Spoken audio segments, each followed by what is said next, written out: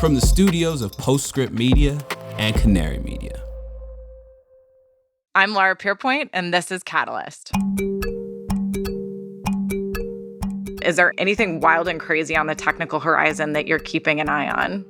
No, we just need to deploy what we've got because we're in some ways we're out of time on this. Like, we are barreling towards 2030 is when we're supposed to have universal access for all. Estimates are we're nowhere close on that.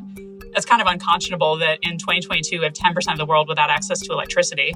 Far too often in our climate tech innovation bubbles, we're thinking about developed world problems. We're thinking about huge established electricity grids, and we're thinking about big industry.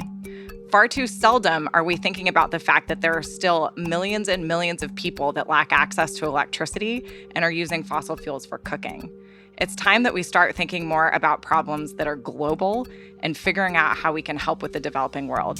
Today's session is on developing world energy.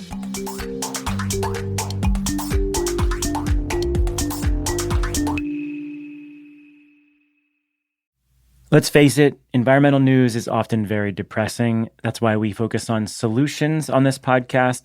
But still, the climate crisis looms large. Rising temperatures, mounting pollution, environmental degradation, they're all warping the planet. And for a lot of species, including us, things don't always look so great. But the story doesn't end there. Every Friday, Living Planet, a show from Deutsche Welle, takes you behind the headlines to figure out what's happening and how we'll get through it.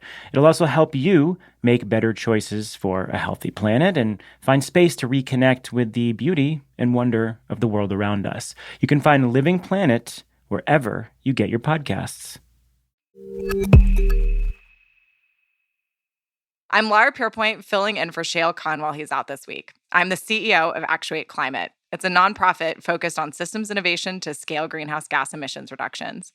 It's pretty obvious that the world is not the same everywhere when it comes to energy needs and uses, both now and in the future. Within my organization, for example, we're fond of saying that we need to do more than just solve Palo Alto problems. Today, Kate Steele, the founder and CEO of Nithio, and I discuss the status of energy in the developing world, and we talk about where it's going. While the developed world is working to decarbonize, we need to remember that 940 million people still lack access to electricity, and 3 billion people, literally 40% of the planet, do not have access to clean fuels for cooking. So while we cheer California's latest ban on subsidies for new natural gas hookups, and New York following shortly behind, we need to remember that solving problems at home does not mean we're solving problems next door. So how can we decarbonize? Well, enabling the developing world to develop as fast as it can. What makes it hard or different to help get energy solutions where they need to be in the developing world? Are there sneaky, up-and-coming technology solutions that will change the picture? And most importantly, how do we put the people in these countries in the driver's seat and stop assuming that those of us in the developed world know how this is supposed to go? Kate and I discussed these questions and more in this session on developing world energy. Here's my conversation with Kate. Kate, it is awesome to be here with you today to talk about energy in the developing world. Fantastic. I'm so excited to talk to you too, Laura. So the state of energy usage in the developing world, it varies obviously locality by locality, country by country. But how would you characterize where things stand with respect to things like energy access, the kinds of energy that people are using, and how that's different from what we understand in the US and European countries? Sure. So I'm gonna jump right in and split this into actually two problems because I think when we talk about emerging markets or whatever we're going to use for the appropriate term, we're talking about two problems. One is energy access. There's flat out a lot of people who still lack access to electricity, don't even have basic access. There's kind of a separate problem of countries that don't have sufficient power to really grow their economies, industrialize. Solving both of those at the same time is almost impossible because your priorities are just going to be different. So kind of taking those as separate, let's look at energy access first. That's a little bit more where I focus. Right now, globally, I'll use round numbers just because I think it's easier to anchor on that. Say 750 million people globally who don't have access to electricity. 600 million of those are based in sub-Saharan Africa. And I think we see increasingly that's going to be the concentration of where energy access is really an issue. By 2030, 90% of people who don't have access to electricity will be living in Africa. And this isn't to say there hasn't been progress. There's actually pretty significant progress up till COVID that you were looking at between the Pre-COVID, we'd gotten down to about 75% of people didn't have access to electricity. That was actually an improvement. In COVID, it rose a little bit. It's back up to around 77%. So there are a significant number of people in Africa without access to electricity. So we focus there. If you're looking at energy usage, if we're going to compare to, say, U.S. markets, average U.S. person uses, you probably know this, but 12 megawatt hours per year, roughly. If we're looking at some of the markets in Africa, we focus a lot on Kenya. Kenya's about 150 kilowatt hours per year, a little bit above that. You're looking at places like Rwanda, it's more like 60. And so I think if we're looking at what the differences, that means the average person in the U.S. is using 75 times more electricity per year. That's a really significant change. And if we're to not make this entirely polarizing kind of U.S. and African countries, if you're looking at developing Asia, it's kind of somewhere in the middle. Indonesia, I'd say, is developing Asia. It's about a megawatt hour per year. But then looking at the countries where kind of the total installed capacity, this is where you get to see a really big difference. And this is where you get that what's driving the economy in terms of how much the electricity capacity there is installed. Big numbers: China, 2 terawatts, US, 1 terawatt, roughly. Using the same countries, Kenya, 3 gigawatts. So US installed capacity is about 300 times bigger. They're in Rwanda, same 250 megawatts. These are small systems, small countries in a lot of cases too. But you're really looking at a pretty small installation that's kind of powering the whole country. So you have these two problems that you're trying to solve. How do you get electricity access to way more people and get them consuming at a level that's really going to improve quality of life and improve the kind of household situation? And then how do you get these big megawatts, gigawatts online that are really going to drive the economy? I'm going to ask a naive question, and I should probably just say up front that many of my questions are going to be a little bit that, because we all know I'm a very domestic creature in terms of where my career has focused. But I mean, it sounds like it's not maybe quite as simple as how we think about the residential sector versus commercial industrial sector in terms of energy access, that you're really talking about energy that powers the economy versus energy that powers people's lives. Is it a fair comparison to think about it as commercial industrial versus residential, or not entirely? I think of it a bit more as urban and rural. That I think if you're looking at where is likely to be electrified by the grid in the future, if you're close into an urban industrial area, you should be connected to the grid, most likely. It's going to be cost effective to do so. So you can think of that central grid as being really central and powering commercial, industrial, and households that are close into that. You then have pretty low population density still in a lot of developing countries, especially in Africa, where you're going to have people who are really remote from the grid. It's not going to make sense to necessarily run long grid lines out to those remote areas. So that's when you start to get into a lot more decentralized options where a microgrid or a home system is going to make a lot more sense. So for me, the split is, and you might have a microgrid in a remote area that powers the commercial center of that rural area. But it doesn't need to be connected to a larger centralized grid. That makes sense. Well, this is a great segue because, we're going to get deep into nerding out on some of the future technology options, but let's talk about existing technology options. So what exactly is powering this energy usage right now in all of these different contexts? I mean, it's a big mix. It's the same mix you see in a lot of different countries. If you're looking at the centralized grid, there's quite a bit of fossil fuel still in some places. I think we're seeing that, of course, in industrialized Asia, where there's a heavy dependence on coal still. You see that in half of the power generated in Africa is from South Africa. A lot of that is coal dominated as well. You do start to get more of a mix. There's gas resources across a number of areas. But you also see emerging players in Kenya has a lot of geothermal capacity installed. Kenya's grid is actually about 75% installed capacity is renewable right now, and about 90% of the energy they produce is renewable. A lot of that is because of the focus on geothermal. But you also get large-scale wind, large-scale solar. I don't think the mix in developing world is going to be necessarily that much different. If they're able to develop the resources that they have in gas as well. Okay, well, so there's a big sort of if there. Well, actually, before we get into the question about what development is going to look like, on the energy access side, I know that there are also kind of, some non-traditional, I guess, or different sources of energy that people use. And so you get a lot more wood, you get a lot more, other kinds of things that people are doing in order to provide heat and power for their homes.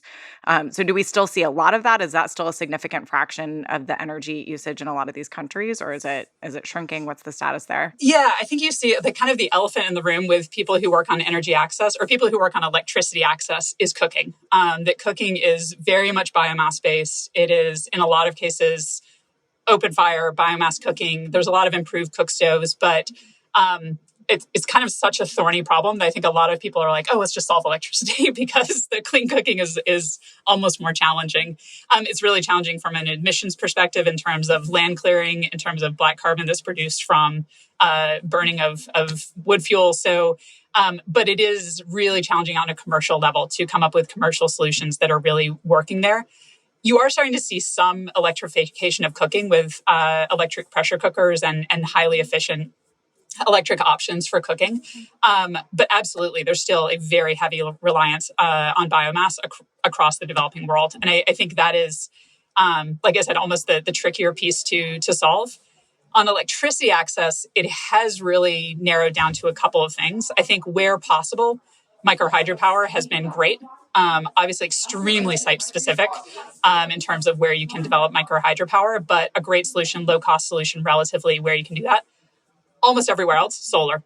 It is the decentralized option. I think in part because you can tailor it so much to the need. Where, I've worked with companies that have lanterns that are powered by a couple watt panel, or you can have a household system that's 20 watts, 50 watts, 100 watts, but you can really up and downsize it very easily. So for a remote solution, it really has been the best option. So is it fair to say that on the residential side, on the, and you see I'm already, falling into the vernacular that I'm used to in the domestic world, but on the energy access side for, people and individuals, is the goal really, you think, to kind of electrify those systems, or are there other kinds of energy that we should be talking about in that context? I think it's largely to electrify. I mean, I think there are... this is maybe gets into our question of fossil fuels and how they're used. But I think there are cases where distributed gas makes sense, either through LPG canisters or, there are biogas options that can be used. There hasn't been a really large scale uptake of that, but I think that would be an option, and obviously far superior to burning biomass. And then I think for everything else, pretty much it looks like electricity is going to be the way to go. So we've got a lot of people that we need to electrify their existing energy usage and provide obviously much more access and much more power to what they're doing. We need to provide a lot more energy for the bigger, economic development end of the scale here. And really hoping that we can pull a lot of people in a lot of countries out of poverty in the near future. And the big question is, how do we do that without relying almost exclusively on fossil fuels? And maybe that's unfair. I think already, Kenya, as you mentioned, is an example where we're relying on things that are not fossil fuels. But I think this is a big issue, right? And I know from talking to you for a long time that this has been a real challenge in the international development world, that folks are really concerned about how is it that about this tension, if there is one, between basically economic development and fossil fuel usage. So let's talk about that. How is the future looking with respect to development and fossil fuel usage and potentially trying to decouple those things? Yeah, it's a big thorny question. And same as before, I'll kind of split it into the two categories. So I think if you look at household energy access, maybe I'll look at like off-grid and grid. So for off-grid, the lower cost solution actually is solar, and the logistically easier solution is solar in almost all cases. So I think if you looked at places that did rural electrification 20, 30 years ago on a large scale, if they wanted to do it quickly, they frequently set up diesel generators, set up a little mini grid. I mean, honestly, that's what the U.S. has done in remote areas in the U.S. too. I mean, Alaska has a lot of small scale diesel microgrids. So I think that was seen as the way to do it. That's not really proposed anywhere that I've worked in the last 20 years on electrification, because it's one, you're subject to the fluctuating prices of diesel, but also you have to get diesel to the site. And so if you can do it through, like I said, microhydro, or you can do it through a solar installation, that really takes care of that supply chain problem. You still have to do maintenance. You still have to do a lot of monitoring of the system. But it is really easier and cheaper in most cases, to do a household system that is not fossil fuel. So I think that problem in a lot of ways takes care of itself. I think you still have challenges. In Nigeria, more people get power from a diesel generator than they do from the grid. But I think that the market eventually will take over on that, and people will find it superior to get power from solar. It'll be lower cost and just easier to maintain. On the grid side, I think that's the more challenging one, because this is the same challenge we have in the US or Europe or wherever you want to look with. You want to have large-scale baseload power. A lot of developing Asia or in Africa has large-scale hydro. That's a great baseload solution. If you look at kind of what you layer on top of that, there are a lot of gas resources in countries where I've worked that are just being exploited, just being discovered in some cases. And really, the question is, this is a very paternalistic way to say it, but does the world let them develop that and let them kind of grow their economies based on that? And I think the way that the funding has been set up, a lot of people have said no. And I think that's... that brings up the real ethical question as far as these are countries that have not been traditionally high emitters. You look at the entire continent of Africa, produces 2 to 3% of global emissions. And so kind of this argument of, well, let's not let those countries develop their own fossil fuel resources, even though we did, and that's how we built our economy. I think you're on a bit of shaky ground with that argument, but it's a really contentious issue. I mean, so what do you think is the future of that issue? I mean, I guess it plays out in real time and folks are arguing about this. And I mean, what's the current status in terms of the international development funding that's available? Would you say most of it prevents fossil fuel development, Yes. Or is there still a fair amount that does? Okay. Yes. So we've sort of made that decision, I guess, as an international community, for better or for worse. Within the large development institutions, yes. I mean, I'll give my personal views on it.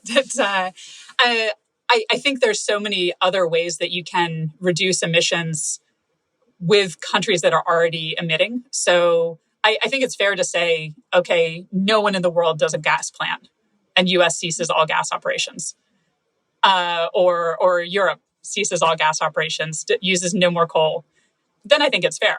But I think if we're continuing to develop those resources in industrialized markets, it's kind of hard to say, well, don't do it in these markets that are still emerging. Mm-hmm. Well, great. So here's the Biden administration's official call to cease all gas plant development. Brought to you by Kate Steele. And we'll go with Lara for your point on that one. Fair enough. I may have said that versus putting words in your mouth. Okay. So fair enough. I want to key back on something that you said, which was really exciting, and I almost never hear, which is that problem's going to take care of itself when it comes to climate and energy. Like, the number of times that I get excited and optimistic because we've got tailwinds and not headwinds on something is very seldom. So let's talk about this. Let's talk about residential individual energy access, and let's talk about the technology options. You've already mentioned that, solar and microhydro are two great ways of doing this. It sounds like geothermal has been used effectively in Kenya, although maybe in larger senses. What do you think are the technology supply options? What's the future of batteries being part of the mix, or other kinds of ways of managing renewables variability? How do we think about microgrids versus individual installations that go house by house? What do you think this is going to look like? Such an exciting question, because I think there's it's funny because I get asked all the time about technology transfer from the US to emerging markets and how that works. There's so much happening in emerging markets that I think we need to bring back to other markets. And just one example is on these solar home systems. Honestly, the great thing about this is that there's very little technology development that needs to happen. There's been, and batteries are already kind of where they need to be at. PV is where it needs to be at, the electronics, all of that. But I think the real innovation has happened on the appliance side, where, if you're working with a system that is 20, 50 watts, you're going to squeeze every possible bit of power out of that you can. And it means that people have developed 7-watt televisions and are using all LED lighting and have cell phone charging but basically it's really being able to eke out every bit of electricity. And I feel like that's something that could come back to, we could use that in the US. I'd love to have more energy, highly efficient appliances, all DC systems. So, if you're using in the US, you have all of your power is AC. If you're getting solar, on your house, you would have kind of it's DC power that then you convert to AC, and there's efficiency losses. This is a fully enclosed DC system. So you have a battery, you have a PV panel is generating the power, you have a battery, and then you have all DC appliances. There's no loss on that conversion. So I think there's a lot of things that are happening with that are really, really exciting. And so that's something where I think the technology is at the point where it needs to be. And I occasionally get frustrated with people who are like, well, what's the next leap? I'm like, no, we're here. We just need to deploy. We need to get these out to a lot of households if possible. But the question on microgrids, so this is always a bit of a divide as well. So of the population, let's take just Africa, because as I said, that's where the majority of people who are going to be off-grid for the next 10 years are. Basically estimates are that kind of 40% of those people, a little bit more than that, will probably be connected to a grid or best positioned to be connected to the grid.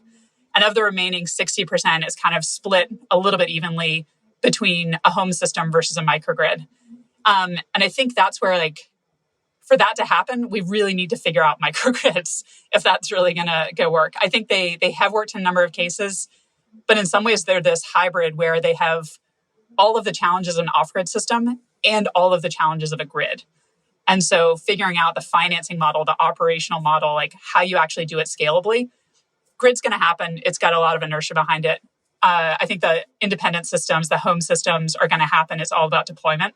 I think microgrids are still in a little bit of gray area where there's a lot of things that work, but there kind of hasn't been that model that just is going to scale on its own. Yeah, I mean, I can see how it has kind of the problems of a grid system and the problems of some of the sort of individualized, you're not connected to a national grid system. So what's the advantage? Is it that it could potentially be cheaper if you've got a community scale source of power? Is that really why folks are focused on that, or are there other reasons to do it? Yeah, I mean, it's if you go back to the early development of the US grid and kind of the balance of power that you could have basically smoothing out the load curve where residential people, they turn on the lights in the morning, they turn on the lights in the evening, and kind of their energy consumption is really in those times. And then if you can have in the middle of the day commercial or other users who are kind of flattening that you can just size the system more efficiently.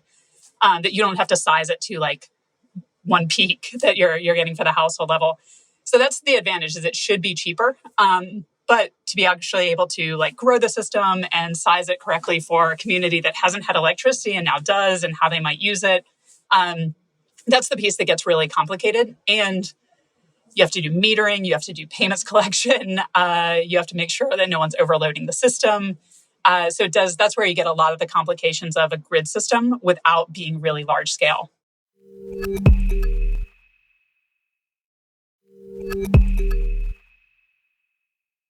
You had said a little earlier that batteries are where they need to be with respect to sort of solar and, and other installations for energy access. When you say that, do you mean that they're in the sweet spot now? I assume we're talking lithium ion here, and is the cost and the materials gathering issues associated with batteries. Do you think this is all actually, they're in an okay spot? I'll caveat with good enough, not necessarily a sweet spot with, I think they could always be better. They could always be more energy dense. You could always have ones that can cycle for longer. That would be great. Cheaper is always a benefit. But there's not a big breakthrough that has to happen where that's holding back the ability to scale systems. So even of the 600 million people without access, by our estimates at Nithio, we think about half of those people could afford a financed solar home system that's available right now. So obviously, that still leaves a portion of the market that's hard to reach, but that's a lot of people. So there doesn't need to be a breakthrough for that to be deployable. Right. Well, one of the things I think about is in terms of scaling and cost reduction, we've got a pretty good partner in the EV markets right now, right? So assuming that the batteries that we use in EVs are relevant for some of these home systems, that seems like a pretty good place to watch for some of the scaling and learning effects to bring those costs down. Is that fair to say, or do you think that it's another kind of battery we're needing here? No, I think that's fair to say. And I think that's where initially it was lanterns and they were really pulling from cell phone batteries. As it's gone up, the batteries that most places need are quite a bit smaller than EV batteries. I could see EV batteries going into microgrids as a storage solution. But yeah, I think there's a possibility this market will be large enough to drive something else. But right now it's really been able to benefit from the economies of scale that other larger markets have been able to produce. Same on PV. They're very small panels. They're not really driving the industry, but have been able to benefit from the cost coming down significantly. Well, so before we leave this topic of technology, let's just talk for one more second about kind of the technology options for the bigger kind of, grid scale side of the equation here. So we've talked a bit about fossil and Lara and Kate's views on how that should move forward. You've mentioned geothermal in Kenya. So are really all of the technology options for centralized generation on the table, or are there any that you think are not? Like nuclear is one of the things that comes to mind. I knew you were going to say nuclear. You knew I was going to say nuclear. It was going to happen eventually. So yeah, what do we think about nuclear? And are there other kinds of technologies that definitely should or shouldn't be on the table here? Yeah, I think we shouldn't think of developing world as, I really feel like this is just country by country. It doesn't matter what you're trying to power. It's how do you get baseload? How do you get peaking? Like, how do you do it in a cost-effective way where you can actually have like pretty reasonable cost of power? And so, but so many things are site specific. Like a lot of places have really large scale hydro. Awesome. Then you get into a transmission issue and like developing better transmission infrastructure. And that's a big question across Africa's power pooling and an ability to transfer power better between countries. And then you can, geothermal's great baseload. Geothermal's really, really site specific. So you can develop that wherever it's actually possible and where it's feasible. East Africa has great resources.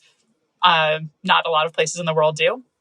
Obviously, Indonesia, Philippines, like a lot do, but it's very focused to certain areas. And then, you put wind wherever possible. Most of Africa is actually not great wind resources. So that's just given location. So I think you start to kind of build up that stack of like what's feasible. And with solar, I think one of the things that's actually held it back, this is kind of an odd thing, but the prices were dropping so fast. It was actually hard for countries to keep up with what the pricing should be, because you'd see, bids coming in from Dubai, Mexico, 3 cents a kilowatt hour, which was extremely low cost and well below the cost of generation for other sources in a lot of the countries where I work. But, is that what's going to be the price in those new markets that are much smaller installations or where you have to have a lot more land issues or transmission infrastructure? So I think trying to keep up with like what is the market pricing is a challenge there, and obviously land usage too. But I don't think we need to take kind of what's the mix as any different from any other country, because I think it's the same challenges of how you build up your system. That makes a lot of sense. Well, and that's a great segue into, I think, my next set of questions around, what are the sort of market incentive structures, what's working, what isn't there. And so maybe this time we'll go the other way and sort of start with the centralized generation thing. Maybe you can say a bit more about what you mean about like keeping up with the pricing, because it seems like low pricing is a good thing. I imagine that like just understanding how to price things and how to make the system work is challenging when things are changing pretty rapidly. But so what are some of the challenges? Like why isn't there more centralized generation getting built more quickly in a lot of these countries? Yeah, and I think this is one of the questions about kind of climate finance flows and why they're going so much into developed markets is they're going to bankable projects. And I think that's one of the biggest challenges when you look at investing in large scale power in emerging markets. You have to look at the off-taker. And if you're looking at, in most cases, it's a government utility. You're looking at credibility of, are you going to be able to sell the power? Is the power purchase agreement going to hold up in court if there was an issue? And I think that's where you see a really high concentration of projects in certain countries attracting a lot of international investment, and other countries being really challenging because of that inability to guarantee that you're going to have an off-taker. And if you can't guarantee that agreement, or you can't guarantee that agreement's going to be held to, then it's hard for investors to come in. And I think, my previous role at Power Africa, we saw that a lot with, there were countries that canceled PPAs or the power purchase agreements. And I think that's hard to get the next set of investors in or the next set of developers in if that's been established as a precedent, or if projects are being developed and the utility can't guarantee that they're going to take that on, or the government won't backstop that the utility is going to continue to make payments. That's really where it breaks down, is on the financing side. It's less about the technical details, because like I said, there's not a revolution that's needed. We've got the technologies we need. It's more about deployment, and deployment is very frequently about financing. Well, let's dig another layer into kind of what are the risks that are really creating the problem here. Because I think, obviously the governments are interested in seeing more investment and more energy, access, particularly at the economic development level. Utilities are interested in, selling power and making money. So why is it that these concerns exist about an inability to pay or problematic off-takers? Is it about like variability within the economy and like you're not sure that industrial off-taker is still going to be there, or is there something else that's really driving the risk here? So this actually comes back again to the two problems and trying to solve them at once. That if you're running a utility in a lot of these countries, you are trying to bring low-cost power to as many people as possible and bring in new investment to kind of the megawatt industrialized side of things. Those don't go together. That if you, because you're trying to extend the grid to kind of the far reaches, that's a huge investment. And that's probably households that are going to pay very little for electricity. The government has an interest in subsidizing electricity so that it's low cost because, it's a social good. And for people to have cheap electricity, or it's considered in a lot of cases to be a social good. So you end up with utilities that are basically insolvent because they're trying to do too many things at once and prioritize access, which is great, but that really holds back sometimes this ability to get investment on the large scale side. And so that's why I say like these problems almost need to be attacked separately because when you try to do them together, the incentives just aren't aligned. Oh, that's really interesting. Okay, well, so let's talk about that other piece of the problem then in terms of, individuals and energy access and how you get cheap electricity to them. And this is now core to Nithyo's business, right? Where you're really working on figuring out like what how do you approach people and their credit risk and make sure that they can basically get what they need in order to actually install the electricity and the power sources that they want. So say a bit more about what doesn't work there and what Nithyo is doing about that. Yeah, so basically we were looking at kind of this point I made it earlier about the technologies there. There's good product market fit. Like there's a technology that provides the electricity access level that works for a lot of households. There's a financing model that's really flexible. It's called pay as you go, where people kind of pay as they're using the system. And then if they can't make a payment, they basically just stop for a period of time. There's no penalty for it. So it creates a lot of flexibility for rural households. And that's where we see up to half the people in Africa could currently afford that solution. As it is, no innovation needed on that. But we saw it wasn't scaling. I mean, it's reaching millions of people. It should be reaching tens of millions of people. And so we really saw that one of the challenges with that was this inability to understand household credit risk. So if you're a distributor supplying these solar home systems, you know that you're giving flexibility, but you don't actually know how people are going to pay you back, especially when you're selling the system. It's not quite as bad as like hoping people pay you back, but you typically don't have a really strong underwriting for that. Really hard to understand your cash flows because of the flexibility, but it's also really hard to turn around to investors and say like, no, trust us. These 10,000 rural households are going to continue to make payments. And so we felt like that was one issue. And the other issue was just there wasn't this large scale infrastructure for providing scalable financing. There was a lot of kind of discrete deals that were happening and a lot of great companies in the space that are doing those deals.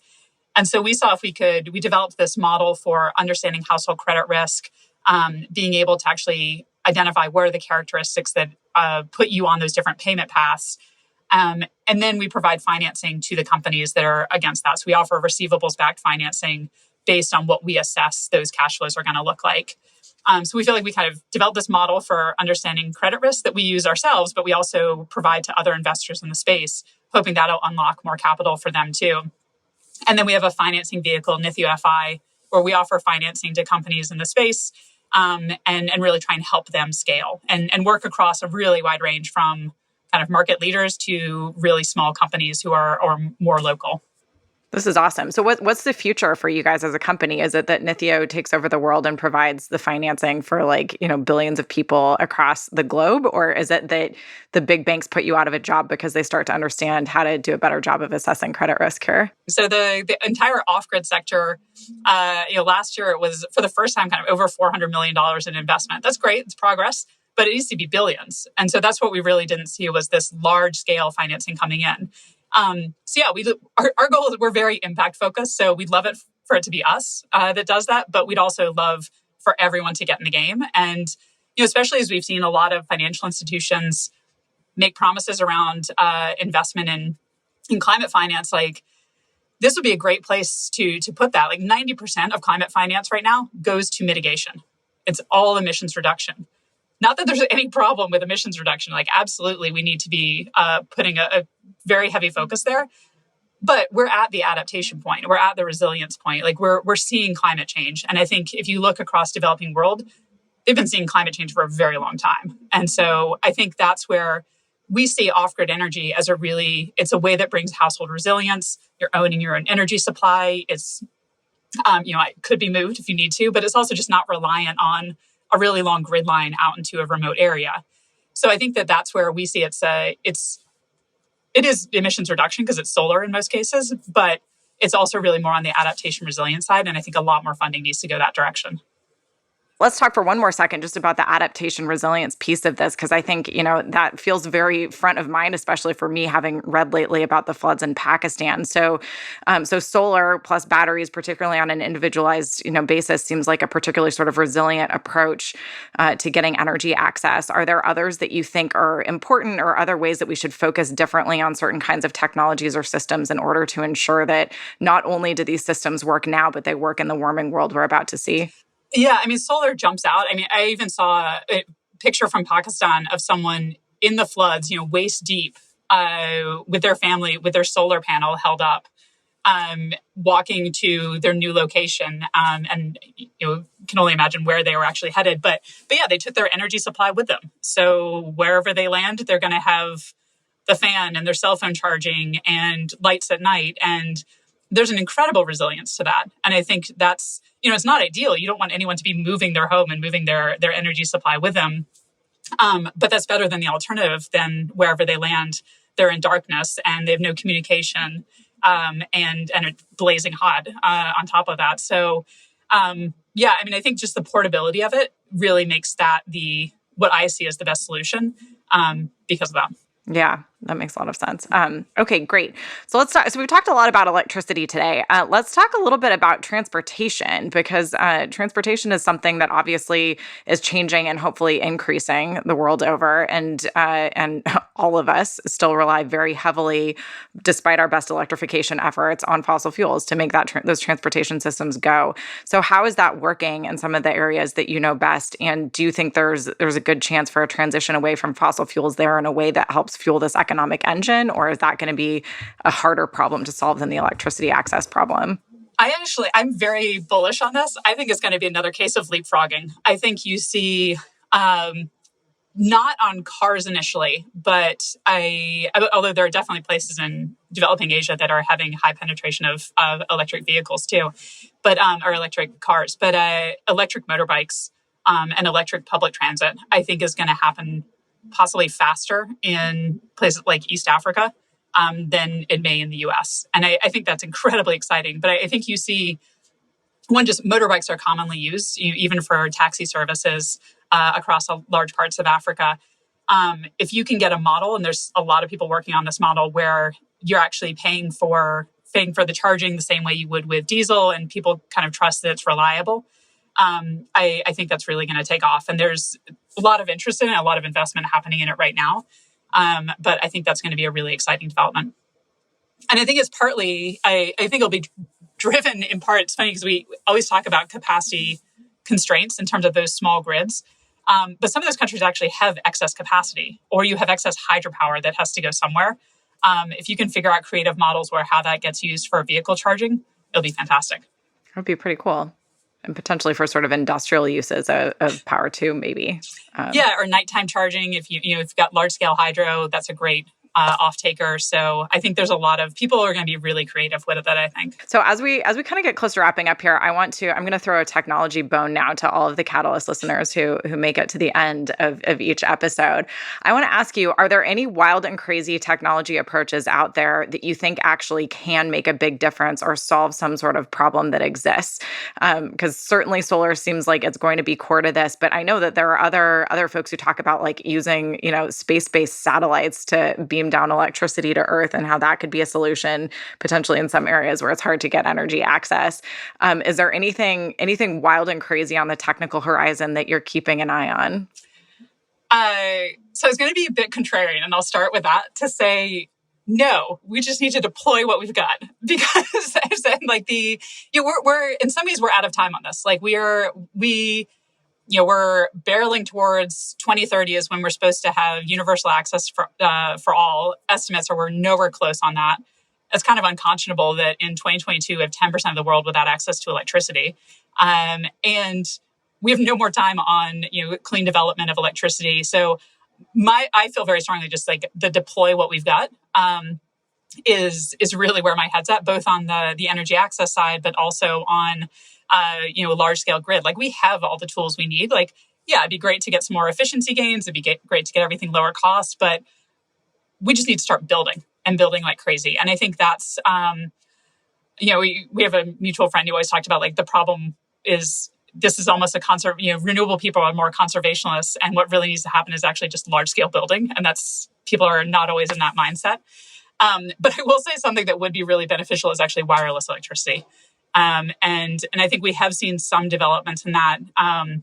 But that being able to not have the wiring within the home reduces costs assuming you could get wireless electricity cheaper. But if you could do even wireless kind of small scale grids, things like that, like I don't know that that's the absolute game changer as opposed to beaming it down from space. But that would be cool and beneficial. Yeah, definitely agree that wireless charging would be cool. We used to envision when I was at Exxon that like your windows would just power your phone as you walked by like through some sort of commercial building, which would be pretty great. So if folks can work on that, that would be good. I want to push on just one more facet of this though, because I remember when we were in graduate school, there was a bit of a controversial discussion actually about the idea of building sort of energy tools and or appliances that could be much more easily and quickly built in remote regions, in places without access to a lot of like industrial goods. And I say controversial because, while it may be very, very cool and helpful for folks to have like earthen stoves, you also have a lot of folks in these areas who want actual like, high quality appliances, and they want to have access to the same sorts of appliances that the rest of the world has access to. So I'm curious to know where that has gone in the, decades since we were in grad school. Is this still something like, are there still folks trying to figure out how to, create and deploy those kinds of resources in these areas? Is that helpful? Is it really better to think about like how to actually just get the electrification so people can have the things they want? What do you think is sort of the future of some of that kind of work? Yeah, it's a big question because I think there are certain situations where people just need whatever they can get. I think there is that category, but for the most part, it's not the case. I think anyone who thinks, very, very low income people are not aspirational is not talking to anyone who's living in those situations. Absolutely, people want cool stuff. People want like cell phones that are the latest and greatest and that actually work and have like all the gadgets related to them. So yeah, like trying to sell people on like, well, this is low cost, but it looks terrible is kind of a poor business practice. And I think that's actually where the solar home system and lanterns have done a pretty good job of like, it looks pretty cool and it's something you would be kind of proud to have in your house. I think that needs to continue in that direction because I think people are absolutely aspirational. And it's funny, I think there's a lot of people who regard solar, solar in the US is more high tech. And I think I talk to a lot of people who are like, oh yeah, solar's like what you use if you don't have another option. So I think the perception of it is a little bit different. But I think that is still a debate because of just cost and kind of how you can get products in the hands of people more quickly. But yeah, people definitely want something that looks cool, latest and greatest. Proud to have it. Okay, last question for you, Kate.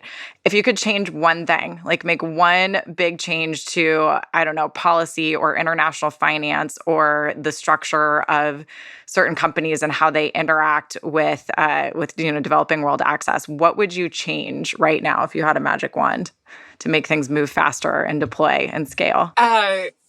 This is odd because I'm not going to say anything related to technology or even really finance. It's perception that I wish that I could show more people. I'll use the US because I think Europe is more connected to Africa. Like how advanced a lot of places in Africa are, how fast those economies are moving, how dynamic their young populations are, especially in certain countries. I mean, I think if you go to Nigeria, go to Kenya, like it's kind of unbelievable what's happening with the entrepreneurship and tech scene. And I think so much of the U.S. still thinks war, famine, poverty, like, why would I look for investment opportunities there? And I think they are really missing the boat. In the next 15 years, Nigeria's population is going to pass the U.S. So it'll be the third most populous country in the world. So that market is rising. And that's the biggest thing I would change is the perception, because I think everything would flow from that. That's awesome. Well, hopefully this discussion that we've had today can help in changing that perception, because it sounds like it would be really great for everyone, all of us, all over the world, if this goes better. I think maybe we need a better name than developing, though, if we're bringing it back to your initial point. Maybe dynamic markets or... There we go. I like that. Yeah, something that actually indicates the promise here, right? Because there really is so much of it. So that's another task we're leaving to Catalyst listeners. If you can help us come up with a new phrase that we can really use to explain the dynamism and get people on board with working together to do more in these countries and invest more. I think that sounds like a good plan. Well, thank you so much, Kate. This has been really fun. Yes, it was great to talk to you. And I know we've had many conversations about this over the years, but nice to do it in a recorded fashion. Agreed. All right. Until next time. Kate Steele is the CEO of Nithio, an AI-driven platform for clean energy investment. What did you think? What did we miss? Let us know. Find the show on Twitter at CatalystPod. You can find me on LinkedIn. And if you liked the show today, go over to Spotify or Apple Podcasts and leave us a rating and review. The show is a co-production of Postscript Media and Canary Media. You can head over to canarymedia.com to find more links on information for today's episode. And as always, Postscript is supported by Prelude Ventures, a venture capital firm that partners with entrepreneurs to address climate change across a range of sectors. These include advanced energy, food and agriculture, transportation and logistics, advanced materials and manufacturing, and advanced computing. This episode was produced by Daniel Woldorf and Dalvin Abouaje, mixing by Greg Vilfrank and Sean Marquand, theme song by Sean Marquand. Our managing producer is Cecily Meza Martinez. I'm Lara Pierpoint, and this is Catalyst.